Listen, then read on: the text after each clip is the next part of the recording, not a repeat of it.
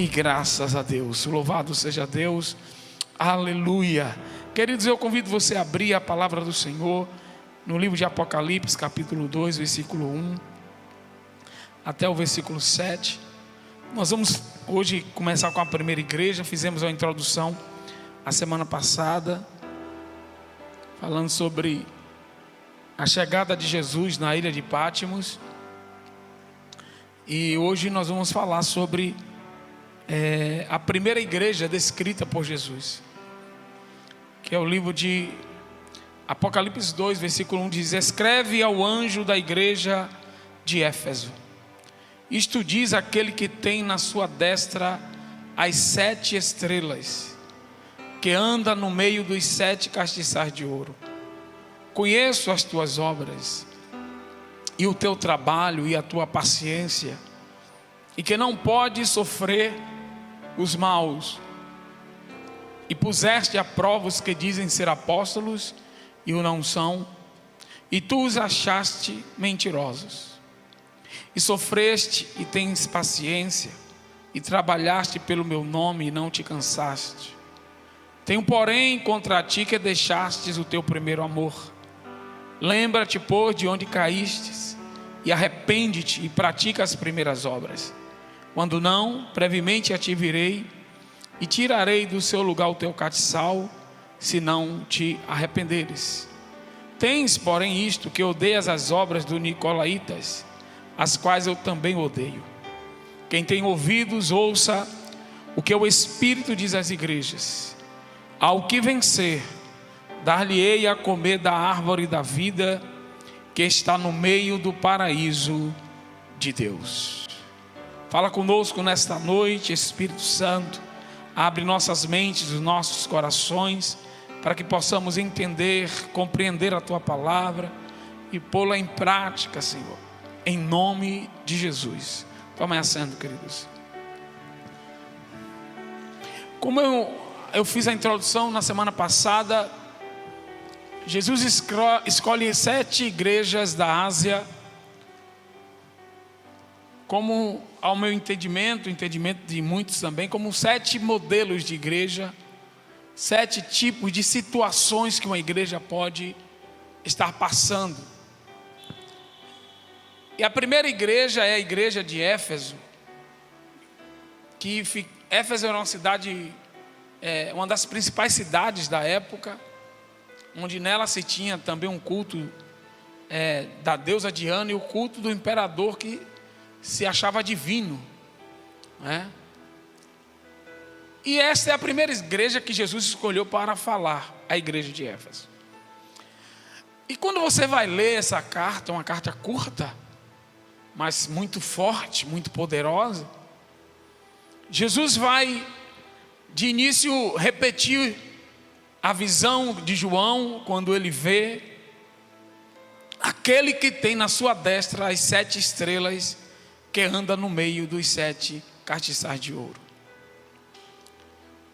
É bom a gente ter esta consciência, eu gosto de chamar assim, é bom nós termos esta consciência de que Jesus, ele anda no meio da igreja. Porque às vezes isso pode nos faltar. Às vezes o vir até a igreja, ao culto, pode se tornar algo mecânico e nós perdermos esta consciência de que a igreja não é e não se resume a um culto ou a 3 cultos na semana ou 4. Mas a igreja somos nós. A igreja é o corpo de Cristo reunido, é o corpo local, e aqui Deus está se dirigindo diretamente a uma igreja local, onde tinha um pastor, onde tinha um corpo de obreiros, onde tinha casais, famílias, jovens, homens, mulheres, onde tinha novos decididos. É a esta igreja que Jesus está se dirigindo. E é interessante nós termos esta consciência dessa questão espiritual da igreja. É interessante nós nunca perdermos esta consciência do sobrenatural, do místico que a igreja envolve. A igreja está envolvida nesse poder, nesta presença mística do Espírito Santo de Deus.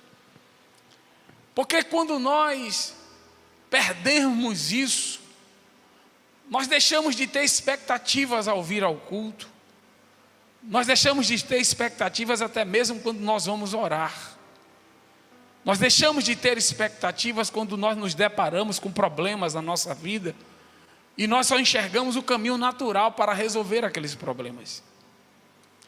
Quando nós temos a percepção do místico, do sobrenatural, de que Jesus está no meio da igreja, de que Jesus caminha por entre os castiçais, por entre a igreja, nós entendemos que Deus, Ele contempla as nossas dores, os nossos problemas, as nossas falhas.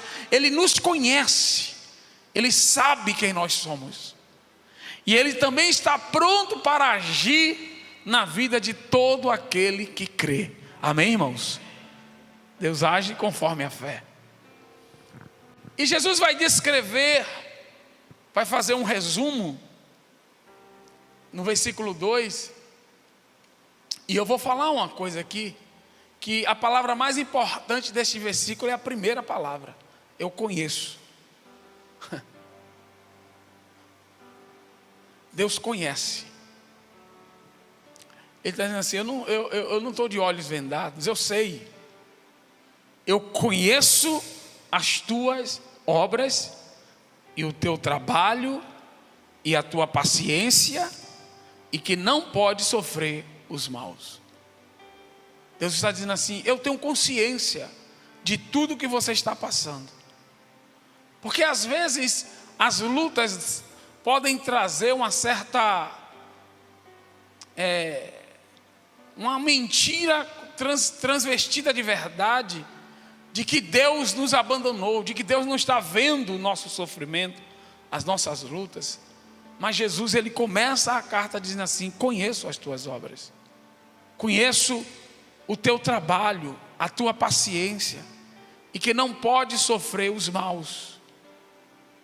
Então, logo nessa primeira passagem aqui, nós entendemos que a igreja de Éfeso era uma igreja que trabalhava, era uma igreja que estava ativa no reino, era uma igreja que não era uma igreja preguiçosa, uma igreja que não evangelizava, que não tinha uma ação social, uma igreja que não visitava. Era uma igreja ativa, a igreja de Éfeso. Ela possuía obras, ela possuía trabalho, e ela possuía paciência. E a paciência aqui é uma virtude importante, porque a paciência é uma virtude daqueles que vencem guerras que perduram. Existem lutas que perduram na nossa vida, e nós precisamos de paciência para entender que quando o tempo de Deus chegar, Ele nos dará a vitória. Amém, irmãos? A igreja precisa ter paciência. Existem coisas que Deus, Ele vai dizer assim: não adianta você orar agora, porque eu só vou resolver esse problema depois. É necessário ter paciência. Eu sei que tem algumas pessoas aqui que passaram problemas que duraram um certo tempo, e que às vezes você pensou que seria rápido, você faria aquela consagração ali, você faria aquele jejum, na outra semana Deus iria resolver, e Deus iria abrir a porta, e não aconteceu bem assim, por diversos fatos, por coisas que você não entendia, por coisas que ainda não estavam prontas, e que Deus precisava trabalhar em nossas vidas, e por isso Deus não fez. A paciência desta igreja foi elogiada pelo Senhor, porque esta igreja, ela suportou falsos profetas, falsos apóstolos, homens que se diziam mestres na palavra, homens que se diziam obreiros, mas eram falsos, Homens que entraram na igreja de Éfeso, se mostrando uma coisa, e quando, pela paciência da igreja, eles foram achados mentirosos. A paciência, ela revela a verdade. Quem está entendendo aqui? Às vezes, para nós conhecermos a verdade, a gente só não precisa fazer nada, a gente só precisa esperar. Existem coisas que a gente sabe que é mentira. Existem pessoas que a gente sabe que não é nada daquilo que ela está mostrando que é. Mas Deus não quer que você exponha. Deus quer que você tenha paciência, porque ela mesmo vai se expor. Aí Deus mostra, e Deus diz assim: só espere, não faça nada. Tenha paciência, porque a Bíblia diz que eles foram achados mentirosos, e tu os achaste mentirosos. Isso significa que aqueles falsos obreiros, eles começaram a enganar, mas pela paciência da igreja, eles foram desmascarados. Então, existem vitórias, irmãos, que ela vem na nossa vida só porque a gente decidiu esperar. Você não fez nada. Não, mas o que foi que aconteceu com você? Você fez alguma coisa? Não, eu só esperei. Eu esperei e Deus revelou. Porque, como diz aquele ditado aí fora, né, a mentira tem perna curta, né? Então, a mentira, alguém que usa de engano, ele usa de engano por um certo tempo, mas depois, meu irmão, ele não aguenta. Porque a Bíblia diz que os pecadores, os ímpios, não subsistirão, Salmo 1, né? Na congregação dos justos. Isso é muito forte. Ou seja, uma hora que a pessoa, ela entende que ou ela muda ou ela deixa Deus, sabe? Porque o ambiente fica um ambiente incômodo para aquela pessoa, porque a verdade está ali sendo pregada. E a Bíblia disse o quê?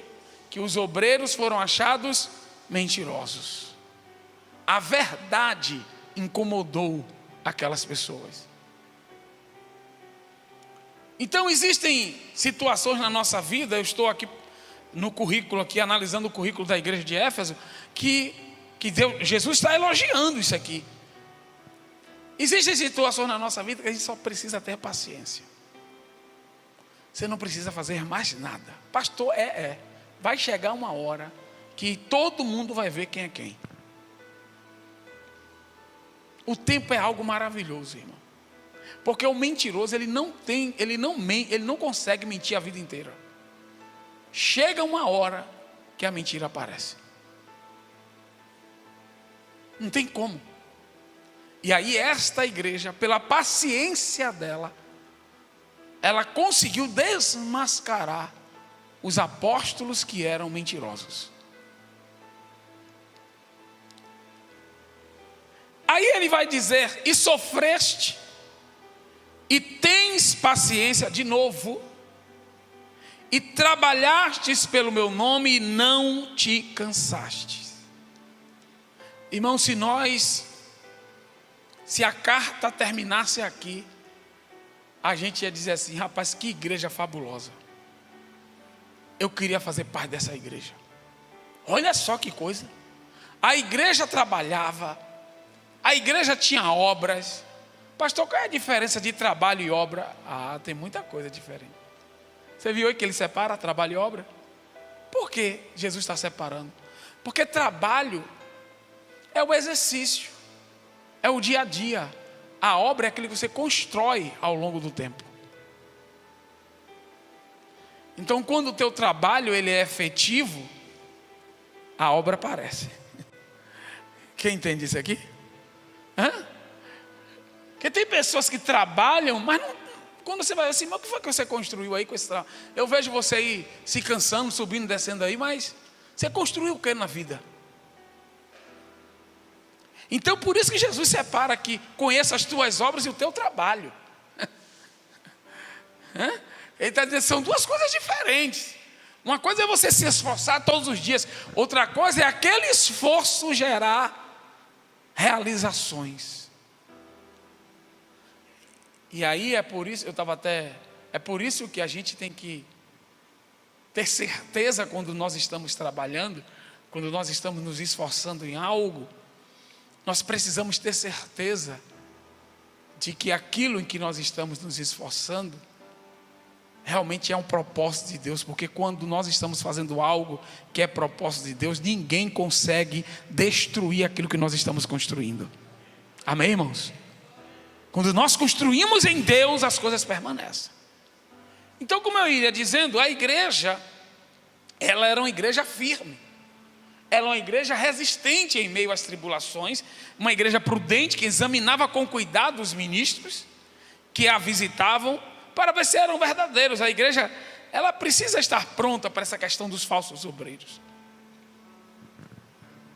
Depois dessa série eu vou iniciar uma série aí que eu vou tratar. Tem aqui uma coisa que eu falei aqui, mas eu vou deixar para a próxima série, que eu vou tratar de assuntos referentes a isso aqui, a falsos obreiros, a heresias, porque a coisa tá apertando no Brasil, viu? Tá estreita. Eu vou passar isso aqui, que se eu for entrar aqui eu não vou sair. Então, era uma igreja que se separava de doutrinas falsas, como a dos nicolaítas, que eu vou falar lá na frente, porque essa doutrina ela volta numa outra carta, que é a de Tiatira, eu vou falar. Então ele era uma igreja que discernia falsos obreiros e discernia falsas doutrinas. Era uma igreja perfeita, só que não. Aí Jesus vai agora trazer a repreensão. Tenho, porém, contra ti, que deixaste o teu primeiro amor.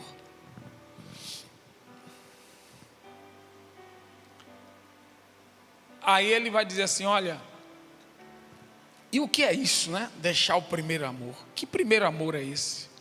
Né? O primeiro, quando Jesus fala que deixasse o primeiro amor, Jesus estava falando do porquê. A igreja de Éfeso, ela esqueceu o porquê ela estava trabalhando. Ela esqueceu o motivo do porquê ela construía, ela fazia obra, ela evangelizava, ela cuidava, ela apacentava. Ela esqueceu o porquê.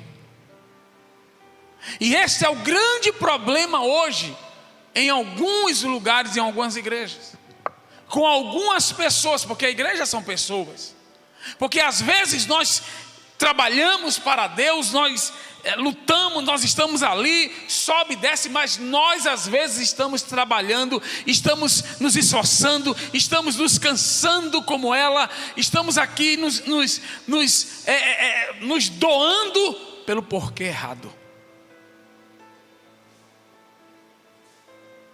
O problema é que Éfeso tinha o porquê errado. O porquê de Éfeso não era o amor a Deus. O porquê pode ser em busca de um reconhecimento. O porquê pode ser o querer estar liderando pessoas. O querer mostrar uma capacidade sua, uma habilidade sua. Existem vários porquês. E nós estamos em um tempo onde as pessoas, elas estão com crise, porque elas não sabem, elas não estão sabendo os porquês. O porquê eu tenho que fazer isso, o porquê eu tenho que fazer aquilo. E Jesus está dizendo: você deixou o teu primeiro amor. Você faz tudo isso aí, mas você esqueceu o porquê. O verdadeiro porquê. E Jesus está dizendo para mim e para você, aqui hoje, o trabalho, a obra, o esforço, a paciência, ela tem que ter uma única motivação, que é o amor a Deus. O amor à obra não pode preceder o amor a Deus. O querer estar, o querer que Deus nos use, o querer estar à frente não pode anteceder, aleluia, o amor a Deus, aquilo que nos dá vigor. Porque quando nós fazemos as coisas porque nós amamos ao Senhor, irmãos, ninguém consegue nos arrancar do lugar.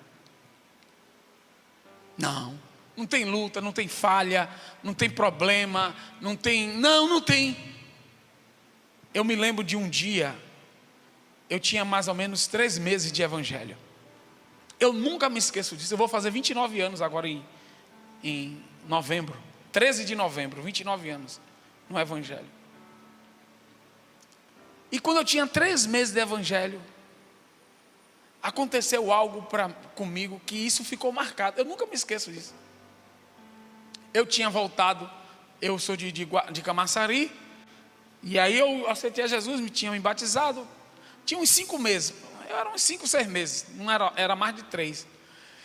E aí eu fui visitar minha antiga escola, lá no distrito onde eu morava, Monte Gordo. E aí eu encontrei lá eu fui lá visitar as antigas professoras, aquela coisa toda. Eu tinha 16 anos. E aí um dos meus colegas que estava comigo chegou para uma mulher, uma professora, e disse: esse agora aqui é crente, ó. Assim, me abusando, né? Aquele colega gaiato, esse aqui é crente agora. E eu me lembro que aquela mulher foi usada pelo diabo de uma forma terrível. Ela chegou para mim e disse: isso aí é fogo de palha. Eu não dou 6 meses aí, 3 meses que ele vai sair da igreja. Isso aí não aguenta não. Eu saí dali, sabe, acabado, dizendo assim: meu Deus, eu vou sair da igreja. Senhor, tenha misericórdia de mim. Eu não quero sair da igreja não. E aquilo me consumia. Eu fui buscar Deus de uma forma assim tão forte, porque eu não queria deixar aquele Deus. E eu acho que essa vontade minha, ela cresceu tanto em mim, que isso me impulsionou ainda mais a buscar a Deus. E ali eu aprendi a amar Deus acima das pessoas. Ali eu entendi que eu iria ser traído, que eu iria me decepcionar com pessoas dentro da igreja, eu iria me decepcionar com líderes, eu iria me decepcionar com tantas pessoas. Mas eu aprendi a partir dali que a minha ligação principal era Deus. Era servir a Deus. Eu não queria deixar a presença dele por nada. E depois daquele dia eu passei por decepções, eu passei por traições dentro da igreja. Eu passei, pessoas, irmãos, me decepcionaram, me deram prejuízo. Tudo que você possa imaginar. Eu estava até conversando com um amigo, né, um membro aqui da igreja. Ele falou: pastor, o senhor já deve ter passado por tanta coisa assim. Já assim, 29 anos, eu já vi de tudo.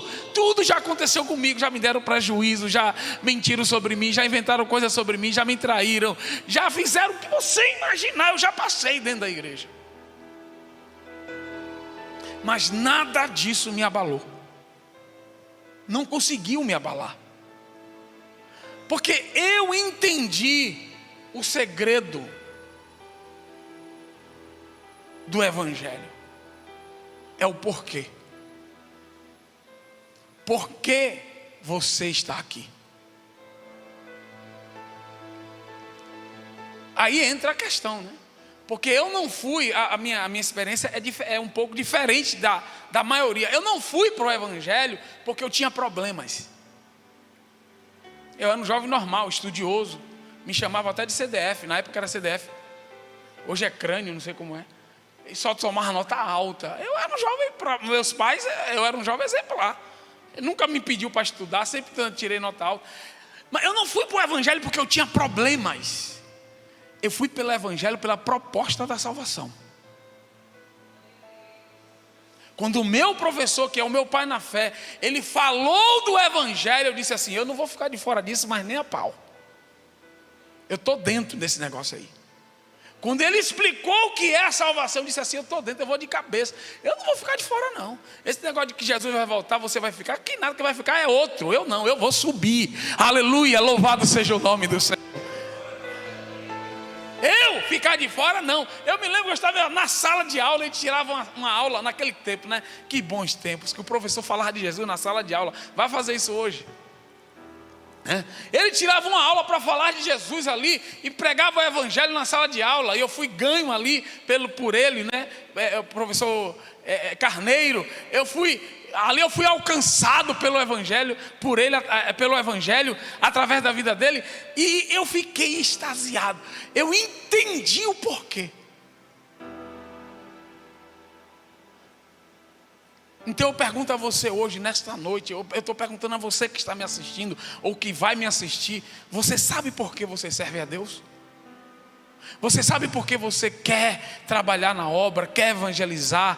Ou você sabe o porquê você também não quer? Nós precisamos descobrir o porquê das coisas. Porque descobrir o porquê é apenas o primeiro passo. Porque quando nós descobrimos o porquê, nós precisamos ir para o porquê certo. Quem entendeu aqui? Tem que ter o porquê certo. E aí Jesus está dizendo aqui sobre o porquê. Ele está dizendo: lembra-te, pois, de onde caíste. Houve uma queda. Diga comigo: houve uma queda. Em algum momento da estrada desta igreja, em algum momento da caminhada desta igreja, esta igreja caiu, se perdeu.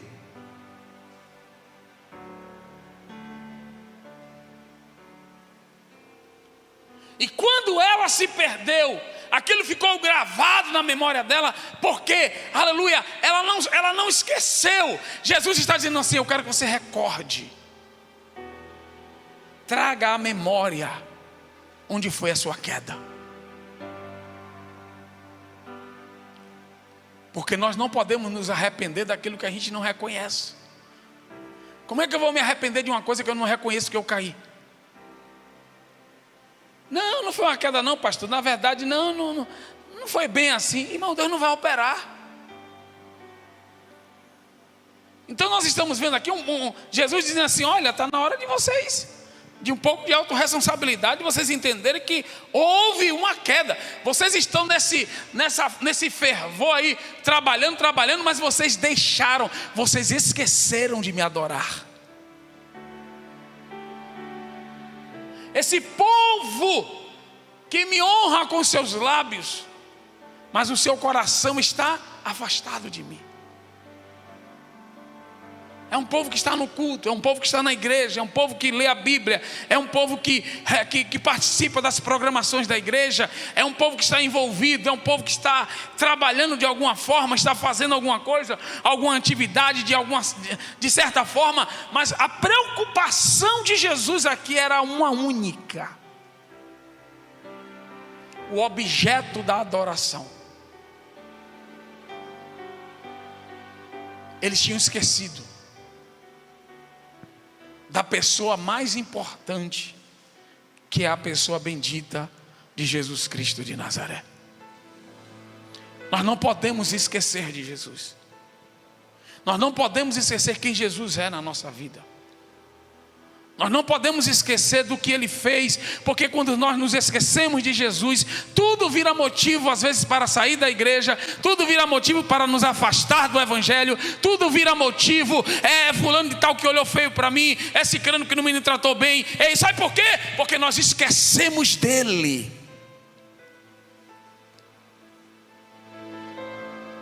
Esquecemos dele. E alguém tomou o lugar dele. Alguém ou alguma coisa. No caso de Éfeso, sabe quem foi que tomou o lugar de Deus? A obra de Deus. A obra de Deus tinha tomado o lugar de Deus. Eles estavam agora adorando a obra. Eles estavam agora amando a obra, amando o trabalho. Mas quando o trabalho começa a não dar mais certo, quando os resultados que você achava que iria acontecer não acontecem, Quando você investe tempo e você gera aquela expectativa enorme, agora vai acontecer, vai estourar, e não acontece, irmão. E aí faz o quê? Toda a expectativa sai da presença de Deus, sai da pessoa de Deus e vai para os resultados, vai para a obra, vai para o que você faz. Não, Deus vai fazer, Deus vai fazer. E Deus virou como se fosse agora um despachante, aquele que só faz, ele virou agora um entregador de bênção. Quem me entende aqui nessa noite? Este era o problema de Éfeso. E nós precisamos entender isso nesta noite. Você que está me ouvindo aqui, você precisa entender isso. Porque se você não entender isso,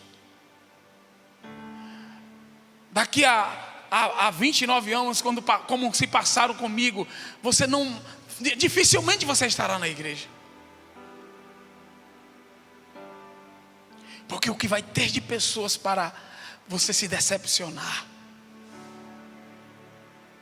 Sabe por quê? Você tirou o centro de Deus. O seu centro virou uma pessoa, uma obra, um projeto, um trabalho, um ministério, um departamento. Esse é o seu centro. Esta igreja era uma igreja trabalhadora, mas era uma igreja descuidada. Ela caiu, ela tropeçou, caiu e não se arrependeu. Aí eu pergunto a você: por que esta igreja não se arrependeu? Depois que você olha esse texto agora e do que eu já falei, você já pode imaginar por que ela não se arrependeu? A resposta está aí no texto. Sabe por que ela não se arrependeu? Porque ela se justificava pelo trabalho que ela fazia.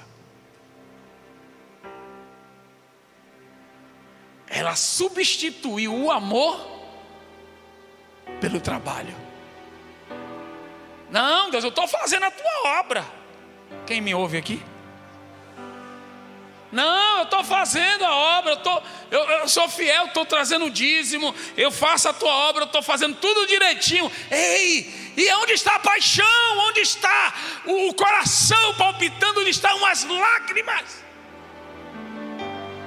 Onde estão, irmãos?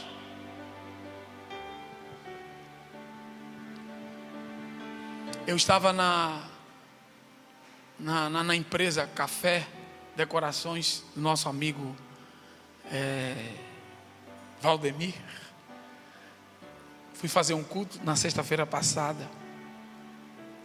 E antes do culto eu estava com o Dino vindo. E a gente começou a conversar uma coisa sobre a pandemia. E aí o Espírito Santo falou através da minha boca, porque eu não pensei em falar aquilo. Aí eu falei assim: não, mas vem os tempos do novelo molhado. E aí eu entreguei a revelação e disse: meu Deus, isso aí é muito forte. E a gente começou a sentir a presença de Deus no carro ali. E a gente veio conversando. E chegamos lá na empresa. Aí Dino começou lá a tocar. Eu fiquei ali me preparando para levar uma reflexão para os funcionários ali. E quando eu me concentrei ali, Deus começou a falar comigo sobre a revelação do véu de lã. Eu comecei a chorar. Eu aguentei as lágrimas, porque eu vi Deus falando comigo claramente, explicando a palavra, dizendo assim: meu filho, isso aqui, significa isso. E as lágrimas vieram nos olhos, eu me segurei, porque as pessoas talvez possam não entender o que estava acontecendo. Mas em casa, depois a revelação veio de novo. E quando eu preguei aqui domingo, as lágrimas me vieram nos olhos. Eu comecei a chorar, pregando e chorando. E eu cheguei em casa alegre. Sabe por quê? Porque ainda depois de 29 anos, eu ainda consigo chorar na presença de Deus. Eu ainda consigo, a palavra ainda mexe comigo. Eu estou vivo, irmão. E se a palavra ainda mexe com você, é porque você está vivo. Se você chega aqui nessa igreja e a palavra ela toca, ela fere você, ela incomoda você, ela te alegra ou ela te deixa triste, é porque você está vivo. Você tem que dar glória a Deus nesta noite. Você tem que levantar sua mão para o céu e dizer assim: graças a Deus eu estou vivo. Deus ainda fala comigo, eu ainda ouço a voz dele. Aplauda ao Senhor. Eu cheguei em casa, eu chorei, eu disse: Deus, muito obrigado, porque eu estou prestes a fazer 29 anos. Eu já prego desde os 18 anos no púlpito. E eu ainda consigo me emocionar. Eu consigo ainda chorar, sentir Deus aqui em cima, né? Deus falar comigo. Isso, irmãos, isso para mim não tem preço. Isso não existe preço. Não tem como trocar isso por nada. Então não troque esse amor por nada. Não venda o seu amor, não troque o seu amor. E se por acaso você já trocou ele, está na hora de você se arrepender. Se arrependa, volte ao primeiro amor. Esse é o chamado para Éfeso. Esse é o chamado para a igreja neste tempo. Deus está dizendo: está no tempo da igreja voltar ao primeiro amor. Está no tempo de nós voltarmos a chorar. Está no tempo de voltarmos a trazer lenço para dentro das igrejas. Está no tempo de nós voltarmos a chorar dentro do nosso quarto, do nosso carro, clamar a Deus, nos alegrar, pular da glória. Ah, meu irmão, não existe nada melhor do que isso.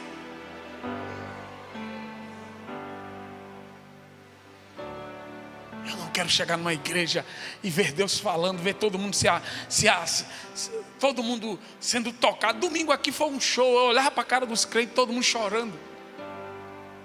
E eu comecei a me emocionar também, porque a presença de Deus era muito forte.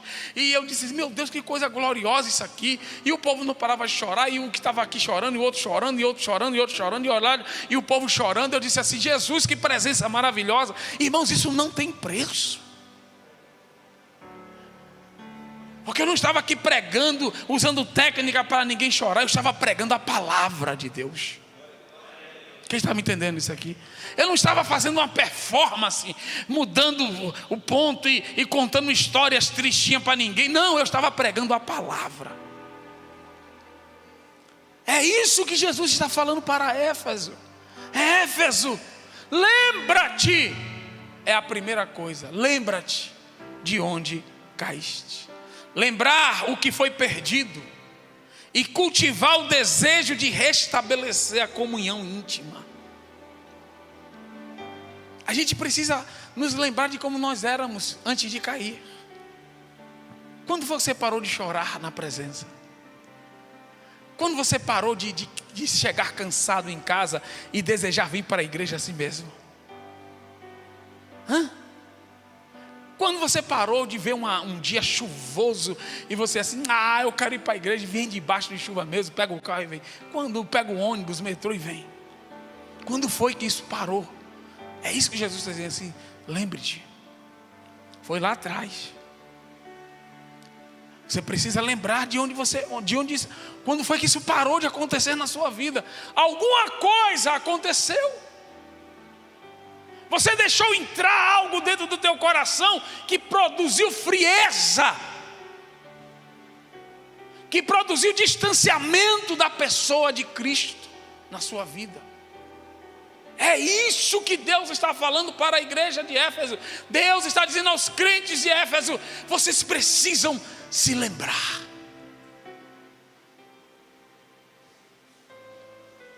É por isso que de vez em quando todo cristão tem que fazer um exame, um autoexame da sua fé.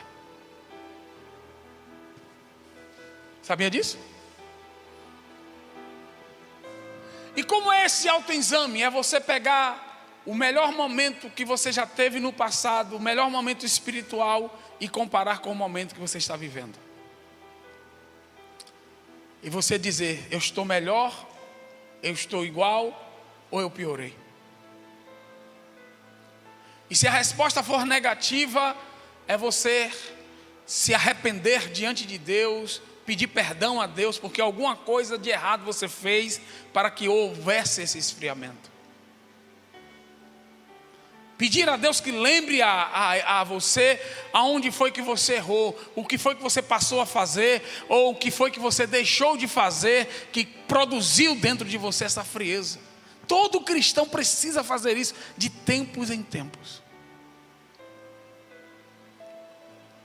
Sabe, Dino? Lembrar, olhar e dizer assim: rapaz, deixa eu ver aqui, eu estou 2020, esse ano todo, como é que eu estou hoje? Aí você estabelece ali o padrão: estou orando tanto tempo, vou para a igreja, fico alegre quando eu vou para a igreja, não fico, vou cansado, vou porque eu quero ir mesmo, vou porque o pastor, se não for o pastor, pega no meu pé, peraí, vou porque senão aquele irmão chato vai me ligar, por que eu estou indo para a igreja mesmo? Deixa eu ver aqui, pronto. Aí você pega, estou orando, estou lendo a Bíblia ou só leio o Salmo? Peraí, deixa eu ver aqui. Eu abro de vez em quando, estou lendo algum livro assim, seriamente, como é que estou meditando? Aí você pega, faz a sua foto de hoje e você vai comparar com o melhor momento do passado. E aí você vai ver. A gente precisa fazer isso, irmão. De vez em quando eu fiz isso, e sabe o que é que eu detectei? Na maioria das vezes eu detectava. Hoje, graças a Deus, deu uma melhorada. Eu detectava que eu tinha parado, eu estava orando menos. Aí eu fazia a reflexão, disse: rapaz, eu estou orando menos. Aí tomava aquele susto, né? Estou orando. Rapaz, eu me lembro agora quando eu orava mais. E aí você faz o quê? Você faz o caminho de volta. Aí vem: lembra-te, pois, de onde caíste, e arrepende-te e pratica as primeiras obras. O arrepender é mudar de ideia e confessar os pecados. É se sentir aflito e envergonhado pelos seus pecados. Precisam se culpar a si mesmos e humildemente, precisamos nos culpar a nós mesmos e humildemente reconhecer as nossas falhas diante de Deus. A gente tem que parar de passar pano, como diz a expressão atual hoje, em nós mesmos, irmão. Dizer: não é tudo isso não. Não, nós erramos sim. Porque se nós fizermos isso nós mesmos, Deus não vai precisar mandar ninguém para fazer isso com você. Quem entendeu isso aqui? Não é isso que Paulo fala? Se nós nos julgássemos a nós mesmos, né, não seríamos julgados. Sim ou não? 1 Coríntios 11, né, o texto da ceia. Se nós nos julgássemos a nós mesmos, não seríamos julgados. Mas quando somos julgados, somos, repreendidos pelo Senhor para não sermos condenados com o mundo. Então Deus está dizendo, Paulo está dizendo assim: você precisa se julgar. Você precisa dar uma olhadinha para ver como é que está aí essa sua comunhão com os céus, com o eterno, com aquele que tem a presença. Então isso é se arrepender, é dizer assim: eu preciso voltar. É cair na real e dizer, reconhecer. E todos nós temos alguma coisa, irmãos, às vezes para voltar, para revalidar, para poder confirmar, para dizer assim: rapaz, eu preciso melhorar isso aqui. Todos nós temos coisas assim. Ninguém escapa disso. Todos nós. E por último, ele vai dizer assim: voltar a praticar as primeiras obras. Porque não adianta você lembrar, se arrepender e você não voltar a praticar. Não vai adiantar de nada. Esse arrependimento aí vai se transformar em um remorso, em um poço de culpa. Mas quando nós voltamos à prática das primeiras obras, isso vai nos levar à restauração da comunhão inicial, que foi interrompida pelo pecado ou pela negligência. Começar de novo, voltar até o lugar onde deu o passo em falso. E para isso a gente precisa orar intensamente, vigiar tão diligentemente. É recuperar o primeiro zelo, o primeiro amor. Esta é a chamada de Deus para os crentes de Éfeso, os efésios. Esta é a chamada de Deus para mim, para a tua vida nesta noite. Lembra-te, arrepende-te e volta.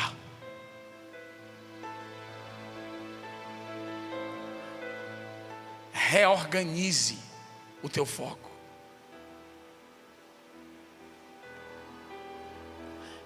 eu vou revelar aqui. Uma das guerras que um obreiro, uma pessoa que está na obra, uma das lutas que um obreiro mais sofre é manter isso em equilíbrio. Sabia disso? Porque se eu me deixar, eu não tenho tempo para orar. Que é tanta coisa para fazer. Entende isso aqui? Quem está entendendo isso aqui? Então não tem jeito. Então eu aprendi que a prioridade para mim é a oração. Primeira prioridade. Eu medito na palavra todos os dias. Eu estudo alguns dias, que é diferente. Mas a oração para mim é inegociável. Por que é inegociável? Vou lhe dizer agora o segredo. Porque você pode até não estudar, no caso do obreiro, não estudar uma palavra. Mas se você estiver em comunhão, o Espírito Santo traz a palavra para você. Quem entendeu isso aqui?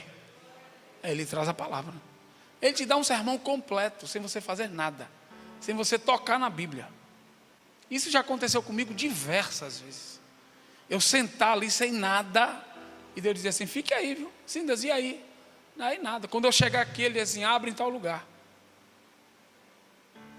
E me dá o sermão aqui, completo, um atrás do outro. Tópico 1, tópico 2. Então, isso para Deus não tem dificuldade nenhuma para fazer isso. Agora você acha que no seu trabalho, no seu dia a dia não é a mesma coisa? Não é? Ai, meu Deus. Às vezes você deixa de orar porque você tem que se preparar para aquela reunião. Às vezes você deixa de orar porque você tem que preparar, tem que fazer aquele cálculo, aquela coisa para poder. E você erra nisso. Porque se você priorizasse a oração, ia dedicar esse tempo para fazer as coisas que você tem, mas não a prioridade. Se você priorizar a oração, Deus vai fazer o resto todo. Ele vai te dar capacidade. Você vai bater o olho no cálculo, no relatório, seja lá o que for. Você vai desenrolar aquilo ali em muito pouco tempo. Você pensou que ia gastar, não sei quanto, não vai gastar aquele tempo coisa nenhuma, porque o Espírito Santo, a Bíblia diz que nós temos a mente de Cristo.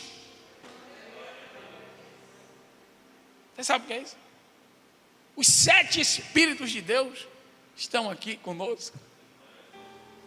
O Espírito de sabedoria, de entendimento, de conhecimento, de prudência. O Espírito do Senhor. O Espírito de vida. Está tudo aqui. Deus mora dentro de nós. O Espírito de Deus habita dentro da sua vida. E ao invés de você se preocupar em cultivar isso, você, não, porque eu tenho que fazer, eu tenho que me preparar isso, eu tenho que visitar, às vezes, irmão, não. E Deus está dizendo assim, está tudo errado. Eu sou o alvo. Eu sou, aleluia, o objeto de ser adorado. Eu sou o alvo da adoração. Eu sou, aleluia, a pessoa que você tem que, aleluia, trazer primeiro no início do seu dia, da sua hora. Sou eu que você tem que conversar primeiro. Não é olhar para a rede social, não é consultar o WhatsApp, não é ver se tem chamada no Telegram. Não, sou eu, aleluia, preciso ser adorado. Eu preciso ser buscado. Ele, somente Ele. Éfeso esqueceu disso, e nós não podemos nos esquecer. Então nós precisamos mudar, porque se nós não mudarmos, nós vamos correr o risco de perder a luz dos castiçais. O que Deus, a ameaça foi: removerei o castiçal. Você perderá a luz da minha revelação, a luz da vida, a luz da palavra. Se não se arrepender rapidamente, irmãos, esse negócio aqui chega a dar um medo. Jesus disse assim: olha, brevemente, rapidamente eu vou remover o castiçal. Você tem coisa que Deus deixa demorar mais um pouquinho, né? Mas tem coisas que Jesus disse assim: vou cobrar logo. Pense que o juízo vai vir logo. Quem entendeu isso aqui? Então que nós estejamos nesse último versículo, ao que vencer. Por que o que vencer? Porque a igreja poderia estar indo mal, mas eu e você individualmente, nós podemos vencer. Amém, irmãos? Você pode vencer. Deus te chamou para vencer. Aleluia. E Ele está dizendo: ao que vencer, aquele que vencer, aleluia, eu dar-lhe-ei a comer da árvore da vida que está no meio do paraíso de Deus. Deus está dizendo assim: você vai morar comigo. Você vai estar onde eu estiver. Você vai habitar nas minhas tendas. Eu vou ser, aleluia, a tua morada. Deus está nos chamando para retornarmos a este amor, a estas primeiras obras, a este primeiro zelo, para nós realinharmos a nossa adoração apenas a Ele, somente a Ele.